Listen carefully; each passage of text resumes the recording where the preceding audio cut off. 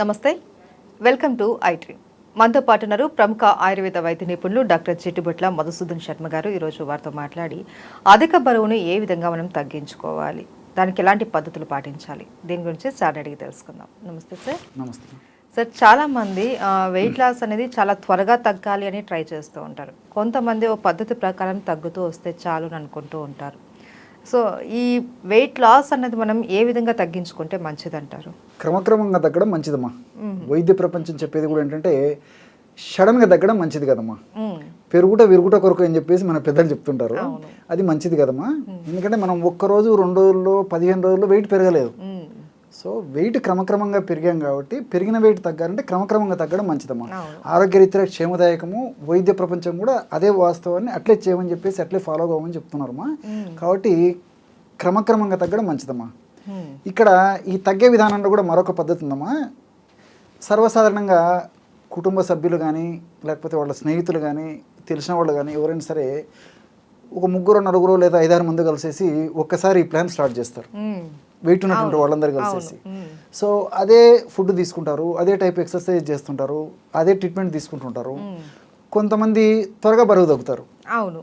కొంతమంది స్లోగా బరువు తగ్గిపోతుంటారు. Same diet same exercises follow అయినా కూడా ఒక్కొక్కళ్ళు ఒక్కొక్క విధంగా తగ్గిపోతున్నారు. ఇది కూడా మనకు సమాజంలో గమనింపదగిన అటువంటి అంశమా. సో దీనికి కారణాల గురించి ఆలోచించేస్తేమా, అసలుకు ఈ వెయిట్ లాస్ ప్రోగ్రామ్ పెట్టుకున్నప్పుడు వెయిట్ తగ్గేటువంటి విధానము శాస్త్రీయ పరంగా చెప్తాను చూడండి. శరీరంలో ఉన్నటువంటి ఎక్కువ బరువును బట్టి ఈ యొక్క వెయిట్ లాస్ క్రమక్రమంగా తగ్గడం ఆధారపడి ఉంటుందమ్మా. అంటే ఉదాహరణకు ఒక 5 మంది వ్యక్తులలో ఒక వ్యక్తి అధిక బరువు ఉన్నాడు అనుకోండి, ఆ వ్యక్తి త్వరగా బరువు తగ్గడం మొదలవుతుంది, అంటే మిగతా వాళ్ళతో పోల్చుకుంటే. సో ఫ్యాట్ అలాంటి వాళ్ళలో త్వరగా కరుగుతుందమ్మా. రెండోది ఏమంటే మన దేహంలో ఉన్నటువంటి నీటి శాతాన్ని బట్టి, నీటి శాతం ఎక్కువ ఉన్నటువంటి వాళ్ళు త్వరగా బరువు తగ్గుతారు, నీటి శాతం తక్కువ ఉంటే బరువు లేటుగా తగ్గిపోతారు, తగ్గడమేమో తగ్గుతారమ్మా. మూడవది ఏంటంటే దేహంలో ఉన్నటువంటి కొవ్వు శాతాన్ని బట్టమ్మా. ఈ కొవ్వులు 2 రకాలు, బ్రౌన్ ఫ్యాట్ అని, వైట్ ఫ్యాట్ అని. ఈ మధ్య కాలంలో ఏర్పడినటువంటి కొవ్వును బ్రౌన్ ఫ్యాట్ అంటారమ్మా శాస్త్రీయంగా. ఈ యొక్క బ్రౌన్ ఫ్యాట్ క్రమక్రమంగా కొన్నాళ్ళకంతా వైట్ ఫ్యాట్ కింద మారిపోతుంది. అది ఎన్నాళ్ళ నుంచో పేరుకోవడం వల్ల ఆ విధంగా జరుగుతుంది. సో బ్రౌన్ ఫ్యాట్ అంటే ఈ మధ్య కాలంలో కొవ్వు ఎక్కువగా పేర్కొన్నటువంటి వాళ్ళలో కొవ్వు త్వరగా కరగడం మొదలవుతుంది. వైట్ ఫ్యాట్ నిదానం అవుతుందమ్మా. కాబట్టి ఇలాంటి అనేక రకరకాలైనటువంటి మార్పుల వల్ల కొంతమంది త్వరగా బరువు తగ్గుతుంటారు, కొంతమంది నిదానంగా బరువు తగ్గుతారు, తగ్గడమేమో తగ్గుతారమ్మా. ఒక పట్టుదలగా ఆ ఆహార నియమాలు, అదేవిధంగా ఎక్సర్సైజులు, ఔషధాలు చెప్పిన ప్రకారం వాడితే తప్పకుండా తగ్గుతారు. అయితే మీరు చెప్పారు శరీర తత్వాన్ని బట్టి తగ్గే విధానం ఉంటుందని. కానీ కొంతమంది ఏంటంటే మిడిల్లోనే అరే వాళ్ళు తగ్గారు మనం తగ్గట్లేదు, సో మనం ఎంత చేసినా ఇంకా వేస్ట్, మనం తగ్గం ఎందుకు అనేసి లైట్ తీసుకుంటూ ఉంటారు సార్. సో అలా కాకుండా ఎవరైనా సరే వెయిట్ లాస్ తగ్గాలి అంటే వారి శరీర తత్వాన్ని బట్టి వాళ్ళు డైట్ చేయాల్సి ఉంటుందా సార్? మరి మీరు చెప్పినట్లు కొవ్వు శాతం ఎక్కువ ఉన్నవాళ్ళు, బ్రౌన్ ఫ్యాట్ ఎక్కువ ఉన్న వాళ్ళు కానీ, నీటి శాతం ఎక్కువ ఉన్న వాళ్ళు, ఇట్లా డివైడ్ చేసుకోవాలంటారా డైట్ కానీ ఎక్సర్సైజెస్ కానీ? అది ప్రాక్టికల్గా సాధ్యం కాదమ్మా. కాబట్టి కామన్గా ఈ యొక్క వెయిట్ను పెంచేటువంటి ఆహార పదార్థాలు చాలామంది తెలిసిన ఉంటాయంటమ్మా. ఈ నూనె పదార్థాలు ఎక్కువ తీసుకోవడము, జంక్ ఫుడ్ ఎక్కువ తీసుకోవడము, ఇలాంటివన్నీ వెయిట్ పెంచుతుంటాయి, జనరల్గా ఫ్యాట్ను పెంచుతుంటాయి. ఎక్సర్సైజ్ లేకపోవడము, ఇట్లా కామన్గా ఆహార నియమాలు పాటిస్తూ కామన్ ఎక్సర్సైజెస్, మరీ భయంకరమైన ఎక్సర్సైజెస్ కూడా అవసరం లేదమ్మా. వాకింగ్ కానీ, జాగింగ్ కానీ, స్కిప్పింగ్ కానీ, స్విమ్మింగ్ కానీ, రన్నింగ్ కానీ, ఇలాంటి చిన్న చిన్న ఎక్సర్సైజ్ చేసిన పట్టుదల ఉంటే తప్పకుండా కంట్రోల్ అయిపోతుందమ్మా ఆ వెయిట్. అదేవిధంగా ఆహార నియమాలు కూడా అమ్మా అందరూ ఒకటే పద్ధతిలో పాటించవచ్చమ్మా.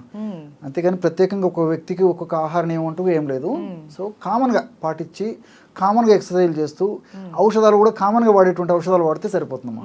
ఎవరికో అరుదుగా 100 మందిలో ఒకరికిద్దరికి తేడా ఉంటే ఉండొచ్చు, కానీ 100లో దాదాపు 99% మందికి common diet, common exercise, common medicines సరిపోతాయి. ఓకే సార్, ఈ వెయిట్ లాస్ అవ్వాలంటే ఫస్ట్ వచ్చేసి చాలామంది రైస్ అనేది కంప్లీట్గా మానేస్తూ ఉంటారు, అది కరెక్టే అంటారా? అంటే రైస్ అంటేమా ఈ రోజుల్లో మనం తీసుకున్నటువంటి ఆహారము మల్లెపూలు లాంటి తెల్లటి రైస్ అమ్మా. కార్బోహైడ్రేట్స్ ఉండవు, కార్బోహైడ్రేట్స్ ఎక్కువ ఉంటాయి, దాంట్లో పీచు ఉండదు, ఫైబర్ ఉండదు. దానివల్ల ప్రాబ్లం అయిపోతుంది. కానీ మన పూర్వీకులు మరి ఆ కాలంలో అంతా రైస్ తిన్నారు కదమ్మా, మరి వాళ్ళ ఎక్కువ వెయిట్ ఉండి ఇబ్బంది పడేటువంటి పరిస్థితి లేదు. ఆ రోజుల్లో ఆ యొక్క ఫైబర్ బాగా ఉన్నటువంటి ఆ ముడి బియ్యంతో ఆహారం తయారు చేసుకుని తినేవాళ్ళమా. దాని తోడు అఫ్ కోర్స్ ఎక్సర్సైజ్ ఇవి కూడా చేసేవాళ్ళు, వాళ్ళకి శారీరక శ్రమ కూడా ఉండేది. ఈ రోజుల్లో మనకు శారీరక శ్రమ లేదు, తెల్లటి మల్లెపూలు లాంటి బియ్యంతో అన్నం తయారు చేసుకుని తింటున్నాం కాబట్టి దీంట్లో ఫైబర్ లేకపోవడం వల్ల ఉన్నటువంటి కార్బోహైడ్రేట్స్ అంతా త్వరగా ఫ్యాట్ కింద మారిపోయి ఇబ్బందులు ఎదురవుతున్నాయమ్మా. కాబట్టి ఫైబర్ బాగా ఉన్నటువంటి ఈ యొక్క అన్నాన్ని కొద్దో గొప్ప తినడంలో తప్పలేదమ్మా. డైట్ విషయం ఓకే సార్, అందరూ ఒకే విధమైన డైట్ ఫాలో అవ్వచ్చు అని అన్నారు. కొంతమంది అంటే ఓవర్ ఎక్సర్సైజెస్ చేస్తూ ఉంటారు, త్వరగా నేను సన్నగా అయిపోవాలి అనేసి. అది శరీరం మీద ఎలాంటి ప్రభావం చూపిస్తుంది? తప్పకుండా చూపిస్తున్నామా. దానివల్ల హార్మోన్స్ డిస్టర్బ్ అవుతాయి, రక్త ప్రసరణలో చేంజెస్ వస్తాయి. ఒక్కొక్కసారి ఆ యొక్క ప్రభావము మెదడు మీద పనిచేసి మెదడుకు సంబంధించినటువంటి రుగ్మతలు వస్తాయి. కాబట్టి అతి సర్వత్ర వర్జయతమా. రిగరస్గా ఏది చేసినా అది శరీరానికి హాని చేస్తుంది. కాబట్టి మితం హితం, దేహతత్వానికి అనుసరించి వెయిట్ ఎంత ఉన్నాడు, వాళ్ళ శరీర ప్రకృతి ఏంటిది, ఎలాంటి ఎక్సర్సైజ్ అయితే అతనికి సహకరిస్తుంది, ఇలాంటివన్నీ దృష్టి ఉంచుకొని మితంగా ఎక్సర్సైజ్ చేస్తే బాగుంటుంది. కానీ అతిగా చేస్తే అది కూడా ఇబ్బందికరంగా తయారవుతుందమ్మా, అది కూడా మంచిది కదమ్మా. అయితే సార్ కొంతమంది ఫుడ్ అన్ని రకాలవి పక్కన పెట్టేసి ఈ ప్రోటీన్ పౌడర్ అనేసి లేకపోతే ఎక్కువ ప్రోటీన్కే ఇంపార్టెన్స్ ఇస్తూ ఉంటారు, మిగతావన్నీ కూడా అంతగా ఇంపార్టెన్స్ ఇవ్వరు, తీసుకోరు కూడా. ఓన్లీ ఒక ప్రోటీన్ సరిపోతుందా మన హెల్దీ లైఫ్కి? అది కూడా అవగాహన లోపంతమా. కాబట్టి సమతుల ఆహారం మనకు అవసరమ్మా. సో కార్బోహైడ్రేట్స్ అవసరము, ప్రోటీన్స్ అవసరము, ఫ్యాట్ అవసరము, సూక్ష్మ పోషకాలు ఉంటాయమ్మా, ఈ విటమిన్స్ ఇవన్నీ మనిషికి అవసరమే. కానీ కార్బోహైడ్రేట్స్ తగ్గించేసేసి ప్రోటీన్స్ ఎక్కువగా వాడుకోవడం వల్ల వెయిట్ పెరగకుండా ఉంటారు, ఉన్నటువంటి వెయిట్ కూడా తగ్గించేటువంటి పరిస్థితి ఉంటుంది. కానీ కంప్లీట్గా మానేయడం మాత్రం మంచిది కదమ్మా. ఓకే.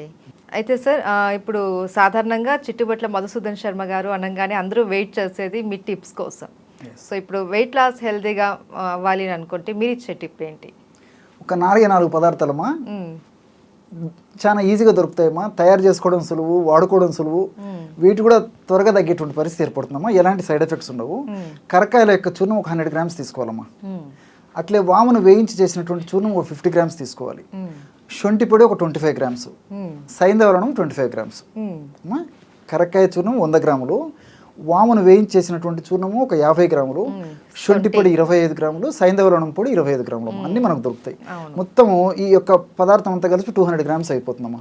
అంతా కలిపేసి ఒక గాజు సీసాలు నిల్వ ఉంచుకొని రోజు ఉదయం ఆహారం తర్వాత అట్టే రాత్రి ఆహారం తర్వాత 1/2 టీ స్పూన్ అంటే 2.5 గ్రాము ఉదయము, 2.5 గ్రాము రాత్రి ఆహారం తర్వాత ఒక కప్పు లేదా ఒక 100 ml గోరువెచ్చని నీళ్ళలో కలిపి సేవిస్తుండాలమ్మా. ఈ విధంగా సేవిస్తే చాలా త్వరగా వెయిట్ లాస్ కావడం జరుగుతుంది. రెండోది ఏంటంటే ఈ నేను చెప్పినటువంటి ప్రమాణంలో తయారు చేసుకున్నటువంటి ఔషధము ఇంచుమించు ఒక 40 రోజులు వస్తుందమ్మా. 200 గ్రామ్స్ కదా, తక్కువ ఖర్చు కూడా, చాలా తక్కువ ఖర్చు. వేలాది రూపాయలు, కొంతమంది లక్షలాది రూపాయలు ఖర్చు పెట్టడానికి వెనకాడరు. కానీ చాలా సింపుల్ ఏమిడమ్మా, ఇది రీసెర్చ్లో పరిశోధనలో కూడా ప్రూవ్ అయినటువంటి ఫార్ములా అమ్మా. ఇది ఈ యొక్క 4 ఔషధాలు కూడా వెయిట్ లాస్ అయ్యేందుకు చాలా చక్కగా సహకరిస్తాయమ్మా. సో అందరికి దొరుకుతాయి, సైడ్ ఎఫెక్ట్స్ ఉండవు, సైడ్ బెనిఫిట్స్ ఉంటాయి. కాబట్టి వెయిట్ లాస్ ఉన్నటువంటి వాళ్ళు ఆహార నియమాలు పాటిస్తూ ఎక్సర్సైజ్ చేస్తూ నేను చెప్పినటువంటి యొక్క మెడిసిన్ ఆహార ఔషధం వాడితే చక్కటి తప్పని ప్రయోజనం ఖచ్చితంగా కలుగుతుందమ్మా. ఓకే. సో మీరు చెప్పే టిప్స్ అన్నీ కూడా సార్ చాలామంది ఫాలో అయ్యి చాలా బెనిఫిట్స్ కూడా పొందామనేసి మనకు చెప్తూ ఉంటారు సార్. సో మీరు ఇలాగే మాకు ఎప్పుడు రెగ్యులర్గా మంచి మంచి హెల్త్ టిప్స్ అవి అందిస్తూ ఉండాలని కోరుకుంటున్నాం. Thank you so much. Okay, తప్పకుండా.